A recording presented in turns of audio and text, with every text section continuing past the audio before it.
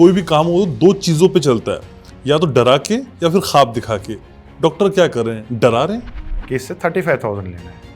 जो चीज़ 3,500 रुपये की है उसके 35,000 रुपये उस डॉक्टर ने उसको बताया कि एक आम मरीज डॉक्टर की नीयत को समझे कैसे। नया डॉक्टर आया, they have to follow certain guidelines जो बड़े वहाँ के डायरेक्टर ने बना दिया है। इर्रेस्पेक्टिव पेशेंट को वो रिक्वायर्ड है या नहीं। आंखों के नाम पे जो इलाज हो रहा है उसमें कौन कौन सी मेन धोखाधड़ी पेशेंट्स के साथ होती है। कभी कभी जैसे कुछ हॉस्पिटल्स होते हैं जिनको बहुत ज़्यादा ज़रूरी नहीं होती कुछ जांचें, और वो उनको ओवर प्रिस्क्राइब करते हैं। आंखों के चश्मे और आंखों के लेंस की बिक्री कहाँ ज्यादा मुनाफा है और कैसे मुनाफाखोरी होती है। तो चश्मे में मार्जिन्स हैं और अच्छे खासे मार्जिन्स हैं कि ब्लू कट चश्मा, ब्लू लाइट ब्लॉकिंग चश्मा, इसके नाम पे बहुत धोखाधड़ी हो। Stop using blue light glasses. Sir ये गेम क्या टारगेट बेस भी है कि इतनी सर्जरी करिए, इतने ऑपरेशन करिए तो फिर आप हमारे हॉस्पिटल में प्रैक्टिस कर सकते, नहीं तो फिर दूसरा हॉस्पिटल ढूंढिए। ये तो है बेसिकली टारगेट बेस्ड है, कॉर्पोरेट्स में तो डेफिनेटली टारगेट बेस्ड है। कैसे आप लोग एक मरीज को डायग्नोस करते हैं, उसकी बीमारी से, या फिर उसके पास कौन सी कंपनी का मेडिकल कार्ड है या ये कितना कैश दे देगा। वहाँ यू डायग्नोज द पेशेंट कि आपको इसको ये बीमारी है, उसके बाद तो कोई दूसरा बंदा उसे हाईजेक करके काउंसलिंग करेगा कि भाई कौन सा लेंस आपके पढ़ना है। सर वाकई हेल्थ सेक्टर को ब्रांडिंग की जरूरत है। आपके ऊपर एक MBA वाला बैठा होगा, वो शाम तक देखेगा कितना रेवेन्यू कलेक्ट हुआ है। कि जहां आंख में ड्रॉप डालनी हो वहां ऑपरेशन बोल दिया जाए।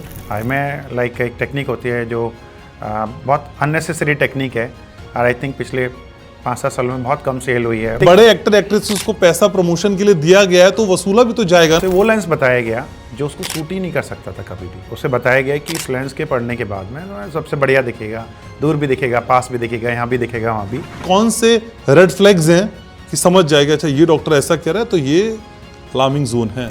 आपके पास एक दिन में 10 फोन आ रहे हैं, 12 फोन आ रहे हैं कि आपका कल ऑपरेशन शेड्यूल कर देते हैं और आप तुरंत करा लो, ये करा लो। सबसे बड़ा रेड फ्लैग है ये। डॉक्टर ने डरा दिया, ये हो गया, या स्टाफ ने डरा दिया, और वहाँ से फिर जो आपकी जो वसूली टीम है मतलब